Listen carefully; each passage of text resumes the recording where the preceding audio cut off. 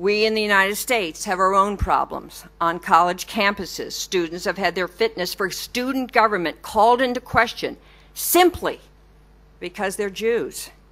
And in 2013, more than half of all the religious hate crimes targeted Jewish Americans. In the State of the Union address in January, President Obama condemned the deplorable anti-Semitism that has resurfaced in certain parts of the world. He said, anti-Semitic attacks pose a threat that extends beyond the Jewish community. They also threaten the values we hold dear: pluralism, diversity, and the freedom of religion and expression. Courage is required now as anti-Semitism again rears its ugly head. This scourge, whether in its murderous or its less violent forms, requires a collective commitment and determination. We cannot be passive.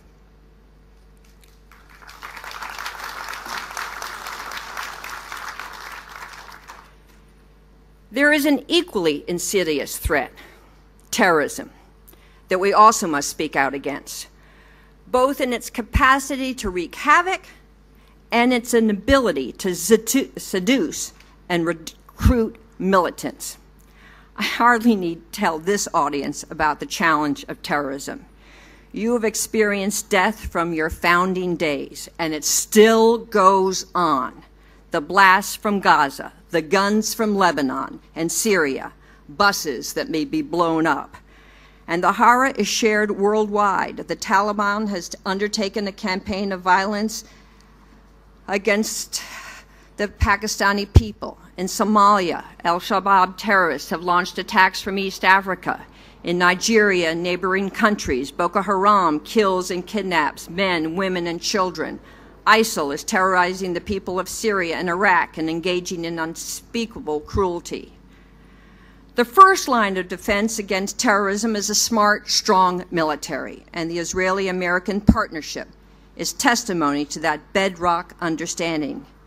If the people of Israel feel themselves alone, it is a good reminder that no American administration has been more supportive of Israel in its military support and defense cooperation than this one under President Obama.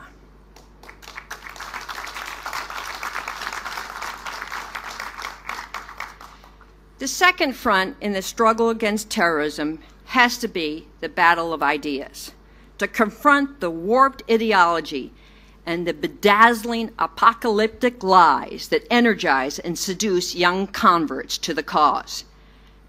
Terrorism is insidious.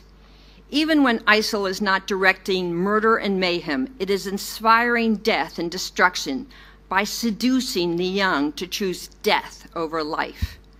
Both terrorism and anti-Semitism weaken the rule of law, breed fear of the other, and degrade the dignity of every human being. Anywhere Israel is subject to delegitimization or an unfair criticism, you can count on Americans and Israel to work together to fight back. I commit to that, and I know the American people do as well.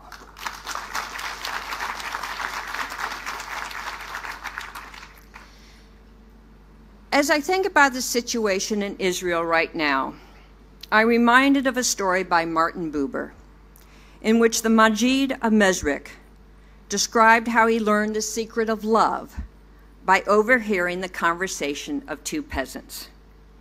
One turned to the other and said, "Do you love me?" And the second replied, "Of course I do. We've been friends for years." The first peasant said, "What is it that is hurting me now?" The second peasant said, "How can I know if you don't tell me?" And the first answered, "How can you say you love me if you don't know what causes me pain?" I don't pretend to know the depth of the pain that you feel here in Israel. But as I and many in this room can attest, the sorrow from a single death is a deep and lasting wound, with repercussions across time and generations. Multiplied twice, 3 times, or 100, the pain and destruction and opportunities for more bitterness, the desire for revenge only worsens.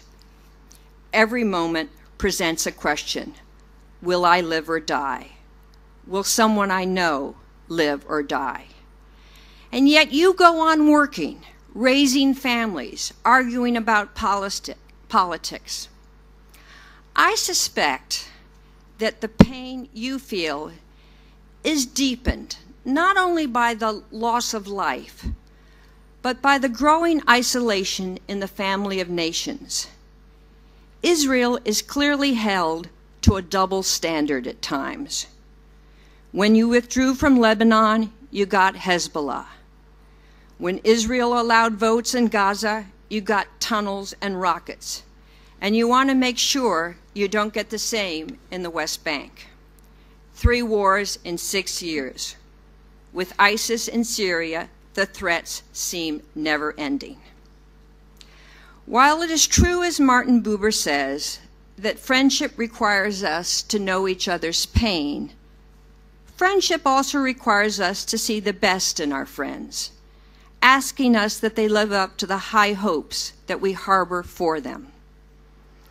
I feel a deep, deep bond with the people of Israel, born both from family ties, shared values, and many friendships. I ask as your friend that you don't give up on peace. Yes, the PLO has been recalcitrant and difficult. Yes, you are surrounded by many who wish you harm. But a negotiated settlement is necessary to end the generations-long battle and to end the bloodshed. We need a 2-state solution, and we need to trust that the building of settlements will stop. Terrorism has created too many widows, orphans, and rivers of tears. So while we may cry, we also must act, first with a strong defense, but also with a moral courage unique to our 2 countries. It is necessary to address the grievances, both economic and political, that terrorists exploit. When a child does not have a chance at a good education or a job, to engage in lawful activity which gives him or her pride in their endeavors, in their family and their faith, they are more susceptible to the siren song of jihad and eternal life through martyrdom. I wish that a conference in Israel could focus on the exciting new startups, what lessons the surrounding nations could take from Israel's extraordinary ability to create this vibrant, democratic nation. Instead, we must focus on threats.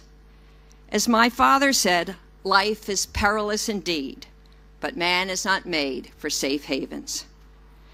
The obstacles today may seem intractable, but history teaches us that there is nothing on earth that will not yield to patient application of human ingenuity, fortitude, and above all, moral courage.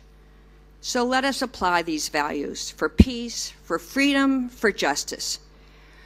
We cannot curse our fate, but judge ourselves on the way we stay true to the tenets that made our nations unique in history. Our mutual commitment to democracy, to liberty, to justice. And as those who have gathered here know only too well, in a world which freedom still struggles, where bigotry endures, Israel and America lead in the safeguarding of the rights of our own citizens to speak, associate, and worship freely in open and tolerant societies. You will focus on threats, but you will do well, and you will succeed. God bless you.